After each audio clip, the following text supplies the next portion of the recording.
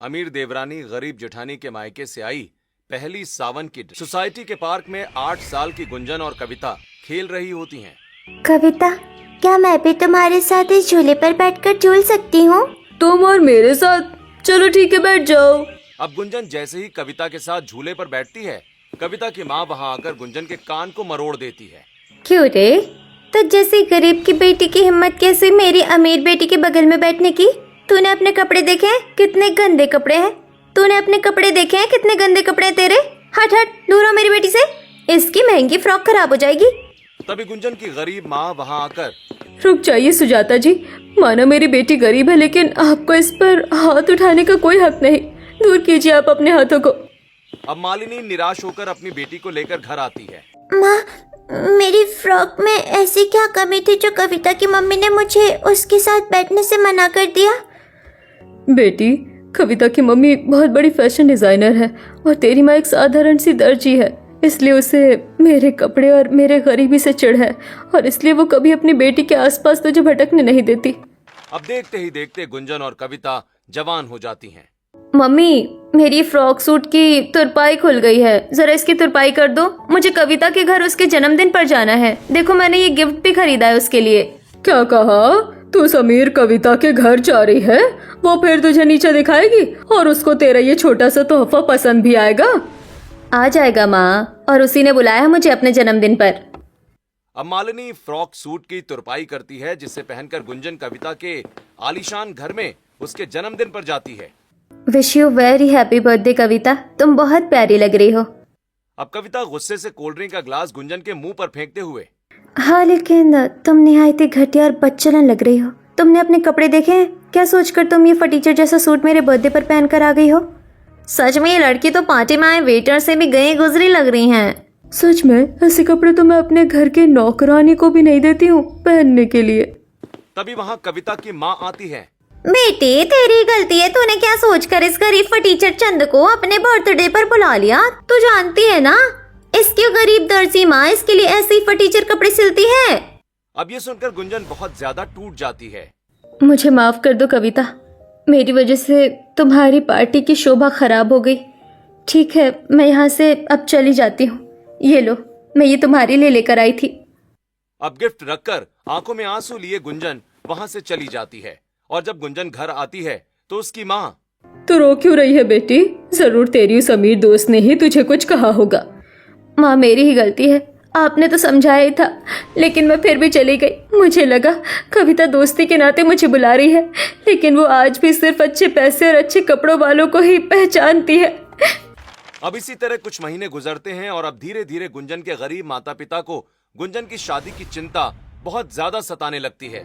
क्या हुआ? आप इतने परेशान क्यों हैं? मैं देख रही हूँ आप न खाना खाते हैं न घर में किसी से ठीक से बात करते हैं। अब खाना खाने से ज्यादा बेटी की शादी की चिंता होने लगी है मुझे मालिनी। कब तक इसके हाथ में पीले करूँगा? हाँ, देखते ही देखते 30 साल की हो गई है बिटिया। तुम भी छोटी मोटी दर्जी हो, मैं भी एक छोटा मोटा किसान। अब समझ नहीं आ रहा है कि हम कैसे पैसे जोड़ेंगे अपनी बेटी की शादी के लिए।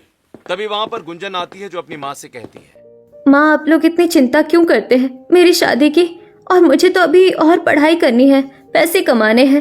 मैं आप लोगों को इतनी जल्दी छोड़कर नहीं जाऊंगी। अब जहाँ गुंजन के परिवार वाले उसकी शादी के लिए चिंतित थे, तो वहीं अमीर कविता एक लग्जरी कॉफी शॉप में एक खूबसूरत हैंडसम लड़के को डेट कर रही थी। राहुल, हम कब तक ऐसे ही वेट करते रहेंगे? अब तुम अपने घर में हमारी शादी की बात करो ना। हाँ कविता, मैं जल्दी शादी की बात करूंगा अपने घर में, लेकिन मुझसे पहले मेरे भैया हैं, तो पहले उनकी शादी हो जाए या घर में उनकी शादी की बात छिड़े, तभी तो मैं अपनी बात रखूंगा ना। हाँ, तुम ठीक कह रहे हो।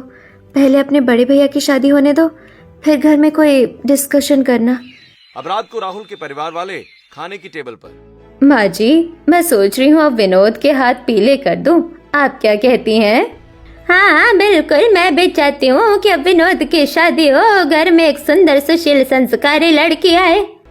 ऐसी लड़की तो किसी गरीब परिवार की बेटी ही होगी माँ, क्योंकि गरीब घर की बेटियां ही काफी समझदार, संस्कारी और जिम्मेदारियों को संभालने वाली होती हैं। तो हम गरीब घर की बेटी ही इस घर में लेकर आएंगे।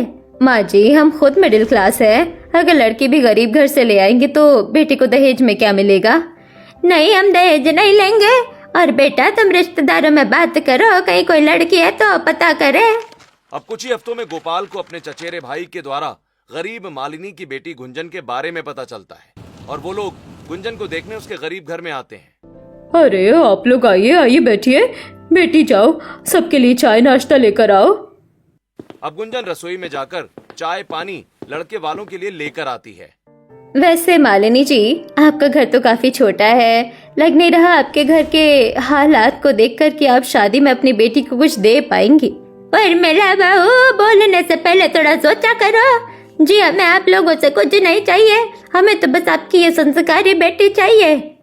हाँ हाँ, मेरे चचेरे भाई ने भी आपकी बेटी की बहुत तारीफ की है, इसलिए अब मैं तो यही कहूँगा कि आप बस अच्छा सा मुहूर्त निकलवा कर बच्चों की शादी की तैयारी कीजिए। भगवान आपका भला करे। आप जैसे लोग अगर इस दुनिया में दो चार और हो जाए ना, तो गरीब घर के माँ बाप को अपनी बेटी की चिंता होनी ही खत्म हो जाएगी। अब इसी खुशी में मालिनी मोहल्ले में मिठाई बंटवाती है। किस बात की मिठाई बांट रही है मालिनी तू? मेरी बेटी का रिश्ता पक्का हो गया है, ससुराल भी काफी अच्छा मिला है उसे। अरे वाह, ये तो बड़ी अच्छी बात है, सुनकर खुशी हुई। अब मालिनी मिठाई लेकर अमीर सुजाता के घर की चौखट पर जाती है। लीजिए सुजाता जी, मिठाई खाइए। मेरी गरीब बेटी का रिश्ता हो गया है, काफी अमीर परिवार मिला है उसे। अच्छा, तो तेरी गरीब बेटी का रिश्ता हो गया, वो भी एक अमीर परिवार में। अब सुजाता इतना कहती है कि तभी वहाँ पर उसकी अमीर बेटी कविता आती है। अच्छा, तो गुंजन का रिश्ता फिक्स हो गया है। खैर देखना, उससे भी अच्छे घर में मेरी शादी होगी। आंटी जी, आप लोगों की तो आंखें फटी की फटी रह जाएगी। नहीं बेटी, हमें तो खुशी होगी। दूसरी तरफ उर्मिला अपने परिवार से, माँ जी, मैं सोच रही थी कि बड़े बेटे के साथ साथ छोटे बेटे राहुल के भी हाथ पीले करवा देते, तो देवरानी जेठानी एक साथ आ जाती घर में। अरे तो क्या हो गया, कल ही पंडित को बुला लेते हैं, वैसे भी अभी बड़े पोते की शादी होने में वक्त है। तभी गुस्से से राहुल वहाँ आकर कहता है, 1 मिनट दादी, मेरे लिए लड़की का रिश्ता पंडित जी से मांगने की जरूरत नहीं है, क्योंकि मैं शादी अपनी पसंद की लड़की से करूंगा। क्या कहा? तेरा दिमाग तो ठीक है? तूने अपनी आंखों से देखा है कि हम तेरे बड़े भाई का अरेंज मैरिज करवा रहे हैं, उसके बाद भी तूने ये कैसे सोच लिया कि हम तुझे लव मैरिज करने देंगे? हाँ बेटा, ये सब ठीक बात नहीं है, और कल को वो लड़की खराब निकल गई तो? ऐसा कुछ नहीं होगा, वो लड़की बहुत अच्छी है, और अगर आप लोगों ने जबरदस्ती मेरी शादी किसी और से करने की बात की ना, तो मैं भागकर कोर्ट मैरिज कर लूंगा। देख रही हो कैसे एक के बाद एक जवाब दे रहा है ये। मेरी आंखों के सामने से दूर हो जा तू, तेरी शक्ल से भी मुझे नफरत हो रही है। अब गुस्से से राहुल घर से निकल जाता है और सीधा कविता के घर पहुंचता है। राहुल, तुम यहाँ अचानक? कविता, चलो हम दोनों कोर्ट मैरिज कर लेते हैं, क्योंकि मेरी फैमिली शादी के लिए मान नहीं रही है। अरे ऐसे कैसे? मैं अपनी बेटी की शादी तुमसे करवा दूं, वो भी कोर्ट में? कविता, ये क्या कह रहा है? माँ, हम दोनों एक दूसरे से प्यार करते हैं। इसके बड़े भैया की शादी भी इसी हफ्ते है, इसकी भी शादी की बात चल रही थी, लेकिन इसने जब घर में मेरे बारे में बताया तो इसकी फैमिली नहीं मानी। पर बेटा, हम तुम्हारे बारे में कुछ जानते नहीं है, ऐसे कैसे अपनी बेटी की कोर्ट मैरिज करवा दे तुमसे? अरे आप चिंता मत कीजिए, मैं अभी पापा का बिजनेस संभाल रहा हूँ। अगर सब कुछ अच्छा रहा तो जल्दी ही अपना खुद का बिजनेस कर लूंगा मैं, लेकिन फिलहाल मुझे 1 हफ्ते में कविता से शादी करनी है। मैं कविता को लेकर घर में उसी दिन जाना चाहता हूँ जिस दिन बड़े भैया मेरी भाभी को लेकर आएंगे। पापा प्लीज मान जाओ ना, प्लीज पापा। अब कविता के पिता इस शादी के लिए मान जाते हैं। वहीं 3 से 4 हफ्ते गुजरने के बाद पूरे विधि विधान के साथ गुंजन और विनोद की शादी हो जाती है। गुंजन और विनोद शादी करके घर की चौखट पर आते हैं कि तभी विनोद के पीछे उसका छोटा भाई भी चौखट पर आकर खड़ा हो जाता है। अरे मम्मी पापा, देखो छोटे भैया आ गए। और भैया, आपने शादी कर ली? आ गया तू, आखिरकार मुंह काला करवा कर। अजय रहने दीजिए, तमाशा मत कीजिए। हमारा छोटा बेटा हमारा लाडला है, अब उसने लव मैरिज कर ली है तो इसका भी मैं गृह प्रवेश करवा ही देती हूँ। अब उर्मिला की दोनों ही बहुएं कलश गिराकर घर के अंदर प्रवेश करती हैं। चलो चलो, अब फटाफट आप दोनों अपना घूंघट पीछे करो, अब हम भी तो देखें हमारी भाभी का फाइनल ब्राइडल लुक कैसा है। अब दोनों ही देवरानी जेठानी अपना घूंघट पीछे करती हैं। तभी कविता अपने बगल में बैठी गुंजन को देखकर, गुंजन, तुम यहाँ? तुम भी कोर्ट मैरिज करके मेरे ससुराल में आ गई?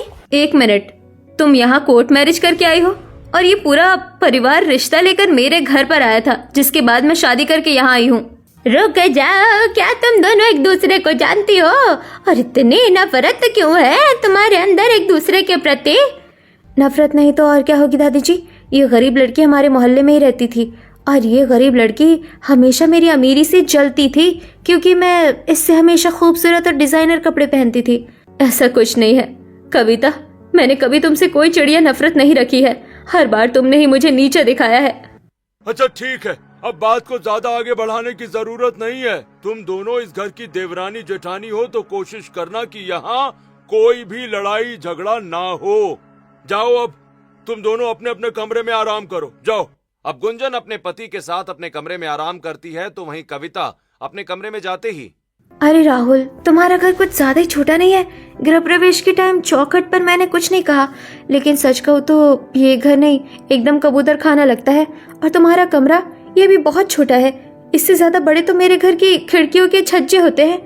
कविता तुम एक अच्छी फैमिली से बिलोंग करती हो, लेकिन हम लोगों ने अभी अपना खुद का बिजनेस शुरू किया है। कुछ समय के बाद यहाँ भी सारी फैसिलिटीज होंगी। अब अगले दिन सुबह उठते ही कविता अपनी अमीर माँ को फोन करती है। माँ, मेरी तो किस्मत फूट गई लव मैरिज करके। इस घर में कुछ भी नहीं है। आप अभी के अभी इस घर के लिए एसी, सोफा, अलमारी और रसोई के लिए भी सभी इलेक्ट्रॉनिक मशीन भिजवा दीजिए। घर का ढांचा देखकर मुझे नहीं लगता कि रसोई में भी कोई फैसिलिटीज होगी। अब 4 से 5 घंटे के अंदर उर्मिला के घर के बाहर एक बहुत बड़ा ट्रक आता है, जिस ट्रक से दहेज का सामान निकालकर लेबर मिस्त्री उर्मिला के घर में घुसने लगते हैं। अरे रुकिए रुकिए, ये सब किसका सामान है ये? अरे आप लोग कौन है और ये सामान किसका है? आप लोग ऐसे कैसे घर में आ सकते हैं? जेठानी जी, आप पहले साइड हो जाइए। आप जैसे गरीब ने इतना सामान एक साथ पहले कभी देखा भी था? और दूसरी बात, मम्मी जी, ये सारा सामान मैंने अपने मायके से मंगवाया है क्योंकि मैं यहाँ इतने कम फैसिलिटीज में नहीं रह सकती। मैं एक अमीर घर की लड़की हूँ और मैं शुरू से फैसिलिटीज में पली बड़ी हूँ। बाप रे छोटी बहू, तेरी अमीर माँ ने तेरे लिए इतना सब कुछ भिजवाया है। बड़ी बहू देख रही है तू, तेरी माँ ने तो कुछ नहीं दिया। इसलिए कहा था माँ की गरीब बहू मतलब हमारी छोटी भाभी सबसे बेस्ट है। थैंक यू ननन जी। बस बस, बड़ी बहू को ताना देना बंद करो और तुम छोटी बहू अपना सामान अपने कमरे में ले जाओ। अब कविता अपने कमरे में एसी, आलीशान बेड और लग्जरी अलमारी लेबरों से सेट करवाती है और फिर रसोई में वो काफी तरह के इलेक्ट्रॉनिक गैजेट्स लाकर रखवाती है। अब कुछ ही देर के बाद दोनों देवरानी जेठानी की पहली रसोई की रस्म होती है। एक काम करती हूँ, सबके लिए खाने में दाल मखनी, पूरी पुलाव और शाही पनीर बना लेती हूँ और मीठे में हलवा।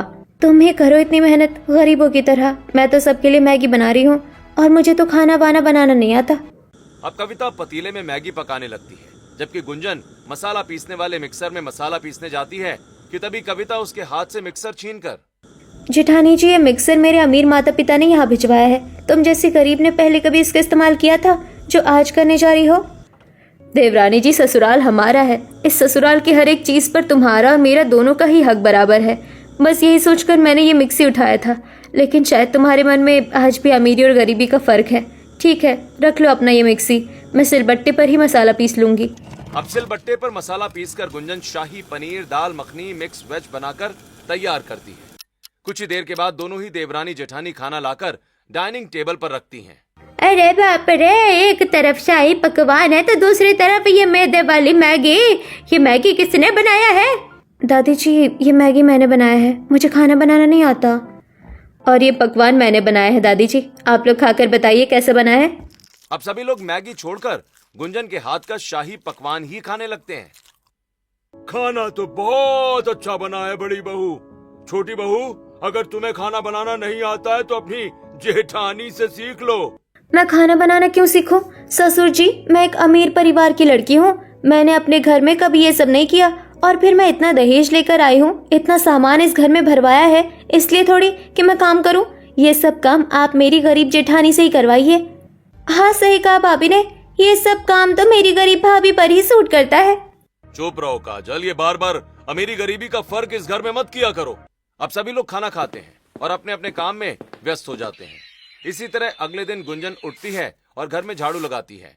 पूजा करती है और फिर रसोई में जाकर खाना बनाती है। दूसरी तरफ अमीर कविता सुबह उठकर स्टाइलिश मॉडर्न कपड़े पहनकर हाथों में गुच्ची का बैग लिए अपनी ननद को आवाज लगाती है। इस घर में अपनी ननंद को अपने फेवर में रखना पड़ेगा, तब ये मेरे लिए हर लड़ाई में बोलेगी, ननंद जी मैं पार्टी करने जा रही हूँ अपने दोस्तों के साथ क्लब, तुम भी चलोगी मेरे साथ? हाँ हाँ भाभी, मैं भी जाऊंगी। आज से पहले ऐसी पार्टी में मैं कभी नहीं गई, मुझे भी क्लब में जाकर पार्टी करना है।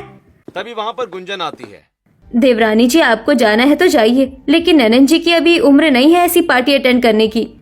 चुप कीजिए बड़ी भाभी, आप खुद तो गरीब है, आपने कभी क्लबिंग की भी है जो आप बताने आई है यहाँ पर कि किसको क्लब में जाना चाहिए और किसको नहीं? सुन लिया जेठानी जी। खैर काजल, जाओ, मैंने एक स्टाइलिश ड्रेस तुम्हारे कमरे में रख दिया है, तुम उसे पहन लो। अब कविता अपने कमरे में जाकर स्टाइलिश ड्रेस पहनती है। मेरी अमीर भाभी कितनी अच्छी है, उन्होंने मुझे अपनी कितनी सुंदर ड्रेस दी है।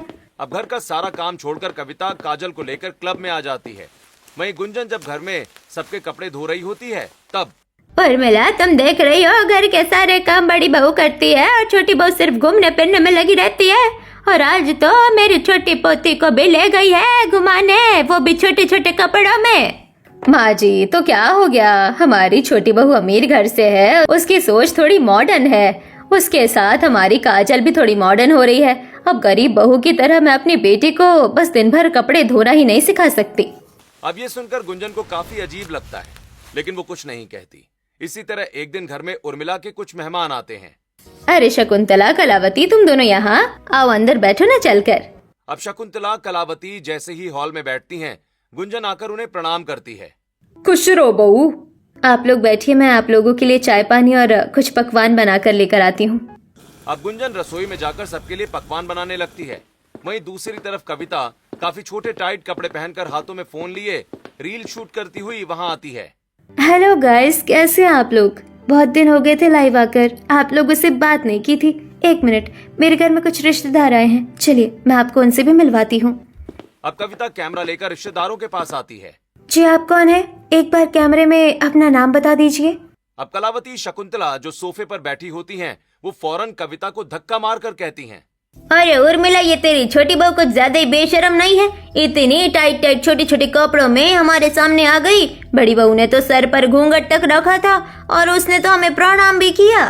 हाँ, और ये तो इस छोटे छोटे कपड़ों में वीडियो बना रही है। बताओ, जो वीडियो देख रहा होगा वो भी क्या ही कहता होगा तेरी बहू के बारे में कि इसको तो अपना शरीर दिखाने का शौक है। छोटी बहू, फोन बंद करो, तुम्हें दिखाई नहीं दे रहा तुम्हारी है हरकत किसी को पसंद नहीं आ रही है? What the hell is this? तमाशा ही बना दिया आप लोगों ने तो, और मेरी सारी वीडियो खराब कर दी। तभी गुंजन वहाँ आती है और सबको चाय नाश्ता पकड़ाती है। देवरानी जी, आप ऐसे कपड़ों में मेहमानों के सामने, ये ठीक नहीं है, इसे बदल लीजिए। अच्छा, तो अब तुम जैसी गरीब जेठानी मुझे बताएगी कि मुझे कैसे कपड़े पहनने चाहिए और कैसे नहीं? बाप रे, इन दोनों देवरानी जेठानी में तो जमीन आसमान का अंतर है। उर्मिला, तेरी बड़ी बहू कितनी संस्कारी लग रही है, वही छोटी बहू बदतमीज नहीं आई थी, घटिया लगती है। सच कहूँ तो अब यहाँ बैठने का भी मन नहीं कर रहा है, हम जा रही हैं। अब गुस्से से मेहमान पानी पीकर ही घर से वापस चले जाते हैं। अब इसी तरह कुछ हफ्ते और गुजरे हैं, जिसके बाद गुंजन के पति विनोद का उसकी कंपनी में प्रमोशन हो जाता है और इसी खुशी में उर्मिला अपने घर में छोटी सी पार्टी करती है। पार्टी में कई मेहमान आते हैं और घर भी अच्छे से सजाया गया होता है। अरे मिला, तेरे बेटे का लाख लाख बधाइयां। तेरा बेटा तो दिन पर दिन तरक्की करता जा रहा है, भगवान उसे ऐसे ही तरक्की दिलाता रहे। सच में, वैसे पार्टी भी काफी आलीशान दी है तूने अपने बेटे के प्रमोशन पर, और सब कहाँ है, तेरी दोनों बहू भी कहीं दिख नहीं रही। अरे उधर देखो ना, मेहमानों को चाय पानी दे रही है बड़ी बहू, और दूसरी तरफ छोटी बहू उधर डीजे पर डांस कर रही है। अब मेहमान देखते हैं कि अमीर कविता छोटे छोटे कपड़ों में विनोद के ऑफिस के फ्रेंड्स के साथ डांस कर रही है, जबकि गुंजन मेहमानों को ट्रे में चाय पानी दे रही है। उर्मिला, तेरी बहू के अंदर शर्म लिहाज नहीं है क्या? देख कैसे जेठ के दोस्तों के साथ छोटे छोटे कपड़ों में नाच रही है। वही तेरी बड़ी बहू कितनी इज्जत के साथ लोगों को चाय पानी पूछ रही है। तभी दूसरी तरफ डीजे के पास देवकी आती है। यह क्या तमाशा है छोटी बहू, तुम्हें शर्म नहीं आती? छोटे छोटे कपड़ों में जवान आदमियों के साथ नाच रही हो। अपनी जेठानी को देखो कितना काम कर रही है वो। तभी कविता की ननद काजल वहाँ आकर, अरे क्या है दादी, आप हर बार मेरी छोटी भाभी को ही क्यों परेशान करती है? अरे छोटी भाभी अमीर है, उन्होंने घर के काम नहीं किए कभी, और गरीब भाभी ने तो अपने गरीब घर में शुरू से झाड़ू पोछा बर्तन नहीं किया है। उन्हें करने दीजिए ये सब। शुक्र है ये काजल हमेशा मेरे पक्ष में ही बोलती है। हाँ काजल ठीक कह रही है दादी जी, ये सब मेरी गरीब जेठानी जी को ही करने दीजिए, मैं पार्टी एंजॉय कर रही हूँ। अब वहीं दूर खड़ी गरीब गुंजन ये सब सुनकर काफी मायूस हो जाती है। अब कुछ देर के बाद सभी लोग खाना पीना खाकर पार्टी से चले जाते हैं, जिसके बाद नाइट ड्रेस में कविता अपने स्टाइलिश गंदी ड्रेस लेकर गुंजन के मुंह पर फेंकती है। जेठानी जी मेरी ना ये ड्रेस धो देना, पार्टी में ये ड्रेस पूरी गंदी हो गई है, इसी बहाने आप एक अच्छी कीमती ड्रेस भी देख पाओगी। अब चुपचाप बाथरूम में गुंजन कपड़े धोने लगती है। तभी देवकी वहाँ आती है। बड़ी बहू तू इतनी गुलामी क्यों करती है छोटी बहू की? वो तेरी देवरानी है और तू इस घर की जेठानी है। वो अपने गंदे कपड़े तुझसे क्यों धुलवा रही है? वो खुद तो कुछ करती नहीं है। क्या कहूँ दादी जी, आप तो जानती हैं कि मैं गरीब परिवार से हूँ और देवरानी जी अमीर घर से आई हैं, साथ ही वो इतना दहेज भी लेकर आई। मैं तो इस घर के लिए कुछ नहीं ला पाई, इसलिए सोचती हूँ कामकाज करके ही आप लोगों को खुश रखूं। अब रात को विनोद कमरे में, गुंजन तुम सारा दिन घर के काम में ही लगी रहती हो, हाँ? अपने ऊपर बिल्कुल ध्यान नहीं देती। और आज पार्टी में भी तुम कितनी ज्यादा सिंपल थी। अगर कपड़े नहीं थे तो तुम मुझसे बोलती ना, मैं दिला देता। जी घर के काम तो मैं खुशी से करती हूँ, और रही बात कपड़ों की तो मुझे सिंपल साड़ियाँ पहनना ही ज्यादा पसंद है। चलिए आराम कर लीजिए, रात बहुत हो गई है। दूसरी तरफ कविता का पति कमरे में कविता पर गुस्से से चिल्लाता हुआ, कविता तुमने पार्टी में इतने छोटे छोटे कपड़े क्यों पहने थे? और तुम हर बार ऐसे कपड़े क्यों पहनती हो यार? तुम्हें पता है पार्टी में सब तुम्हें ही घूर रहे थे। अरे बड़ी भाभी को देखो यार, वो हमेशा साड़ी में रहती हैं, कितनी खूबसूरत लगती हैं। पहली बात तो मेरे आगे मेरी गरीब जेठानी की तारीफ करने की तुम्हें कोई ज़रूरत नहीं है। सेकंड थिंग, मेरे मम्मी पापा एक फैशन डिज़ाइनर है। मैंने हमेशा से डिज़ाइनर कपड़े पहने हैं, इसलिए मुझे गरीबों की तरह साड़ी पहनना पसंद नहीं है। अब कृपया करके तुम सो जाओ और मुझे भी अब सोने दो। अब इसी तरह कुछ हफ्ते और गुजरते हैं और एक दिन काजल, जो अपनी अमीर भाभी के कपड़ों की दीवानी होती है, वो, छोटी भाभी आप मुझे एक स्टाइलिश वेस्टर्न ड्रेस दे दो, मुझे उसे अपने कॉलेज की पार्टी में पहनना है। हे भगवान, जब देखो तब ये मुझसे ही कपड़े मांगती रहती है, लेकिन इसको अपने पक्ष में रखने के लिए मुझे इसकी मदद तो करनी पड़ेगी। वैसे मैंने लास्ट टाइम बाजार से एक सस्ता ड्रेस खरीदा था, वही दे देती हूँ। क्यों नहीं, मेरे कमरे में चलो, मैं तुम्हें एक ड्रेस देती हूँ। अब कविता अपनी अलमारी से ड्रेस निकालकर काजल को दे देती है, जिसे पहनकर काजल खुशी खुशी कॉलेज पार्टी में जाती है। अरे काजल, तुमने ये अपनी स्टाइलिश ड्रेस मंगल बाजार से ली है ना? सच सच बताना, क्योंकि ये ड्रेस मैं मंगल बाजार में देख चुकी हूँ।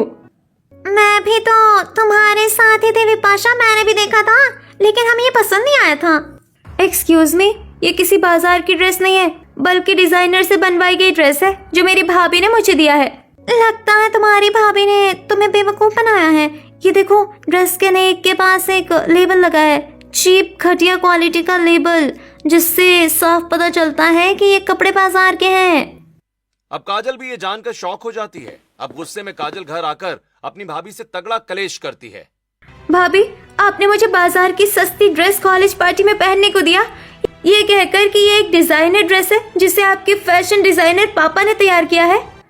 तूने मेरी बेटी को बाजार के कपड़े दिए पहनने को, छोटी बहू?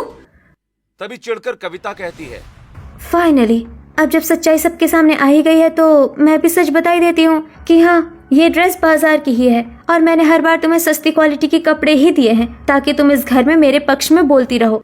अब ये सुनकर काजल के पैरों तले जमीन निकल जाती है। छोटी भाभी, आपने ये बहुत गलत किया है मेरे साथ। मैं हमेशा बड़ी भाभी को नीचे दिखाती रही, ये सोचकर कि आप मेरे बारे में अच्छा सोचती हैं। आप अच्छी हैं, लेकिन आपकी सोच तो बहुत घटिया निकली। आपसे अच्छी तो बड़ी भाभी है। मुझे माफ कर दीजिए बड़ी भाभी, आप जैसी भी हैं बहुत अच्छी हैं। अरे ननन जी, कोई बात नहीं, आप शांत हो जाइए।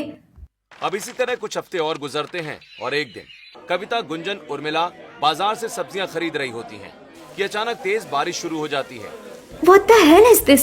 मेरी इतनी एक्सपेंसिव ड्रेस खराब हो रही है बारिश में। ये बारिश क्यों हो रही है माँ जी अचानक? अभी तक तो मौसम साफ ही रहता था। बहू, 4 दिन बाद सावन है और ये सावन की पहली बारिश है। इसकी एक एक बूंद में महादेव का आशीर्वाद है। चलो घर चलते हैं। अब अगले दिन जब गुंजन रसोई में खाना बनाती है तो वो खिड़की से बाहर देखती है। अरे बारिश हो रही है, चलो सबके लिए गर्मा गर्म पकौड़े बना लेती हूँ। अब गुंजन डाइनिंग टेबल पर सबके लिए पकौड़े लेकर आती है। अरे वाह, आज पकौड़े बनाए हैं। हाँ दादी जी, वो बाहर बहुत अच्छी बारिश हो रही है तो मैंने सोचा क्यों ना पकौड़े बनाए जाए। हाँ, सावन आने वाला है ना, इसलिए बारिश हो रही है। और छोटी बहू, बड़ी बहू, तुम दोनों का ही अपने ससुराल में पहला सावन आने वाला है, जिसकी ड्रेस तुम्हें अपने मायके से मंगवाना होगा। हाँ, पहले सावन में बहू के कपड़े उसके मायके से ही आते हैं, तो तुम दोनों अपने मायके में कह देना ये बात। और सावन की पूजा एक विशाल महादेव के मंदिर में होगी, तो अच्छे से तैयार हो ना दोनों। टेंशन मत लीजिए दादी जी, मेरे मम्मी पापा बहुत बड़े फैशन डिजाइनर हैं और वो मेरे लिए सबसे स्टाइलिश ड्रेस ही भेजेंगे। बाकी गरीब जेठानी जी का पता नहीं, क्योंकि उनकी माँ तो साधारण दर्जी है, कहीं इनकी गरीबी की वजह से हमारी बदनामी ना हो जाए। अब ये सुनकर गुंजन वहाँ से मायूस होकर चली जाती है।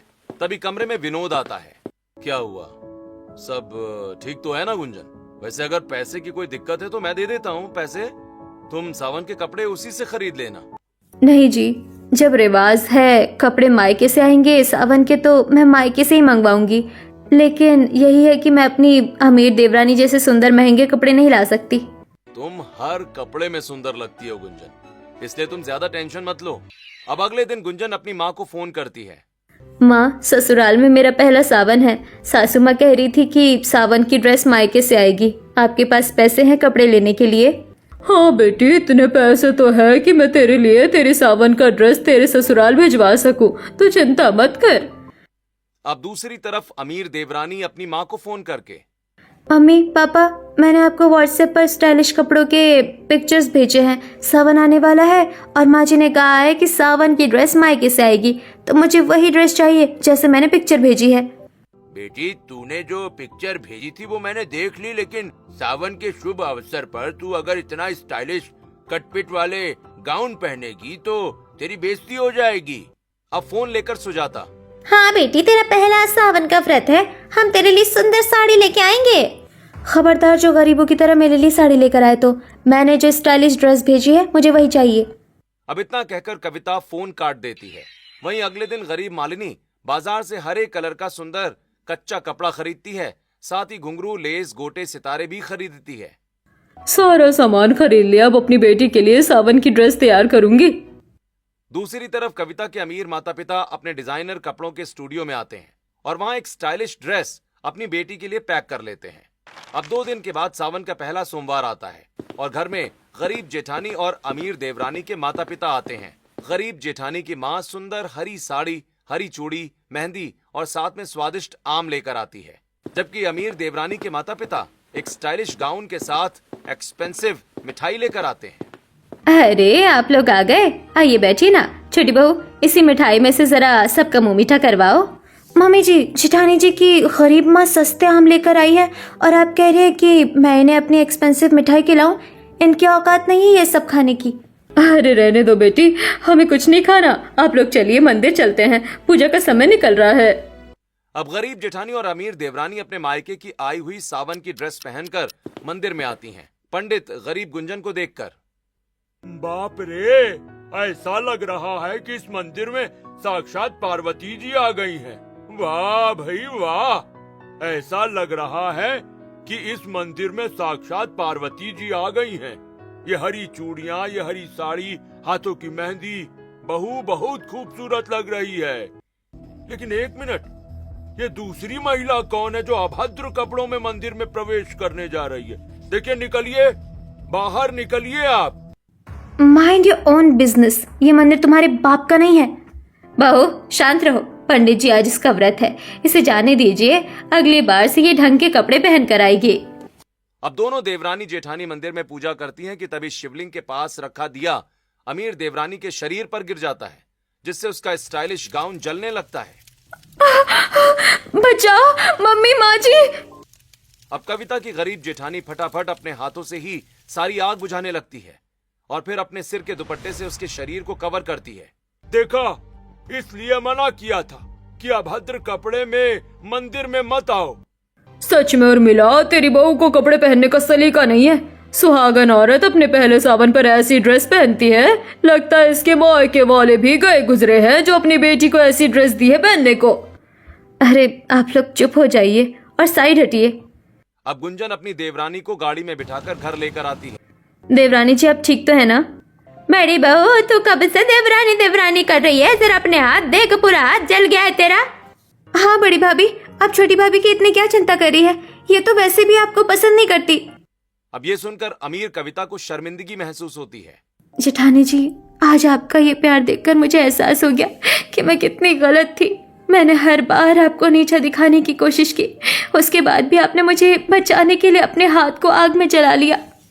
तभी सामने से राहुल आता है जिसके सिर से खून बह रहा होता है। अरे देवर जी, आपको क्या हुआ? ये चोट कैसे आई देवर जी? पता नहीं भाभी, एक गाड़ी आई और अचानक से ठोकर मारकर चली गई। ये सब कुछ तेरी पत्नी की वजह से हुआ है। सावन के पहले व्रत में उसने ना तो तेरे नाम का श्रृंगार किया, ना ही सुहागन वाली साड़ी पहनी। अब कविता पूरी तरह से शर्मसार हो जाती है। मुझे माफ कर दो राहुल, मेरी वजह से आज बहुत कुछ हो गया। अब मैं कान पकड़ती हूँ, मैं कभी ऐसे कपड़े पहनकर मंदिर नहीं जाऊंगी और घर में भी अब मैं साड़ी ही पहनूंगी। अब कुछ देर के बाद कविता अपनी जेठानी के साथ सुंदर हरी साड़ी पहनकर घर की तुलसी में जल अर्पण करती है और गलतियों की माफी मांगती है। चलो कोई बात नहीं, मंदिर में ना सही पर घर की तुलसी की तो पूजा हो गई ना सावन की। अब इस दिन के बाद से दोनों देवरानी जेठानी मिलकर रहने लगती हैं और अब कविता भी जगह के हिसाब से कपड़े पहनना शुरू कर देती है।